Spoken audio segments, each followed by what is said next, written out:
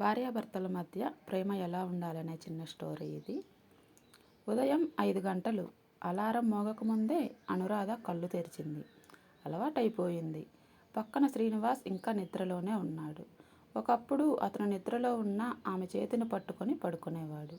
ఇప్పుడు మధ్యలో ఒక దూరం, మాటల కంటే పెద్ద దూరం. నెమ్మదిగా లేచి వంటగదిలోకి వెళ్తుంది. కాఫీ పొడి డబ్బా తెరిచే శబ్దం. స్టవ్ ఆన్ అవుతుంది. బయట పక్షుల కిలకిలలు. కానీ ఆమె మనసులో మాత్రం నిశ్శబ్దం. పెళ్ళి అయ్యి 15 ఏళ్ళు. ఆ రోజుల్లో శ్రీనివాస్ ఒక చిన్న ఉద్యోగం, అనురాధ కాలేజీ చదువు. ఇద్దరికీ పెద్ద కలలు లేవు. కలిసి ఉంటే చాలు అనుకున్నారు.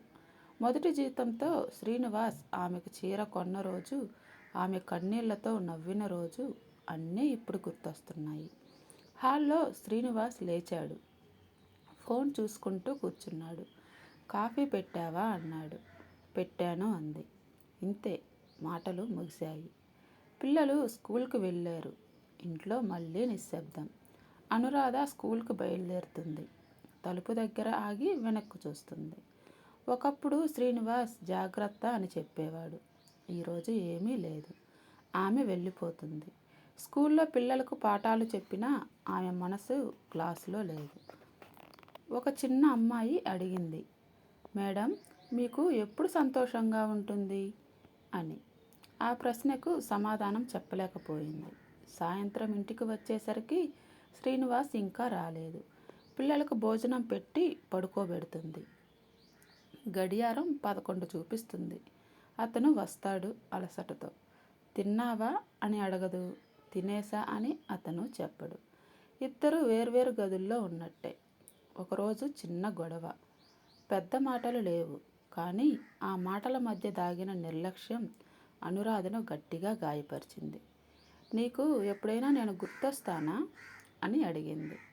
శ్రీనివాస్ సమాధానం ఇవ్వలేదు. అదే ఆమె జీవితంలో అత్యంత బాధాకరమైన క్షణం.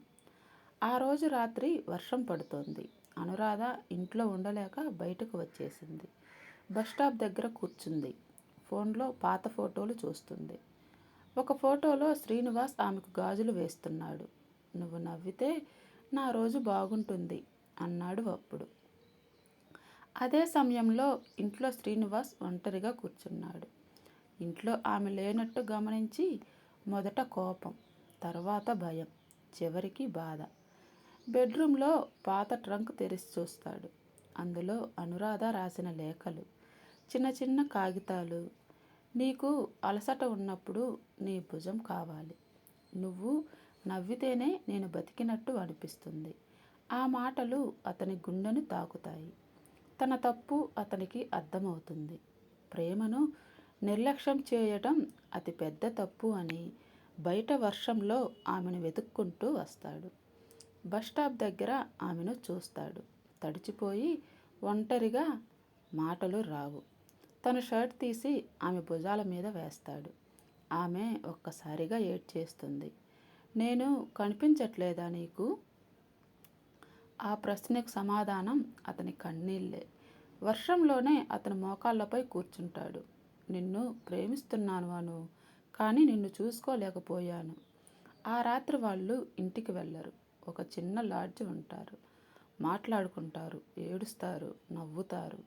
15 ఏళ్లలో మొదటిసారి నిజంగా కలుస్తారు. తర్వాత రోజులు మారుతాయి. ఒక్కసారిగా కాదు, నెమ్మదిగా. కానీ నిజంగా. ఉదయం కాఫీ కలిసి తాగటం, రాత్రి టెర్రస్ మీద కూర్చోవటం, ఒకరి మాటలు ఒకరు వినటం. ఒకరోజు అనురాధ అనారోగ్యంగా పడిపోతుంది. ఈసారి శ్రీనివాస్ ఆఫీస్కి వెళ్ళడు.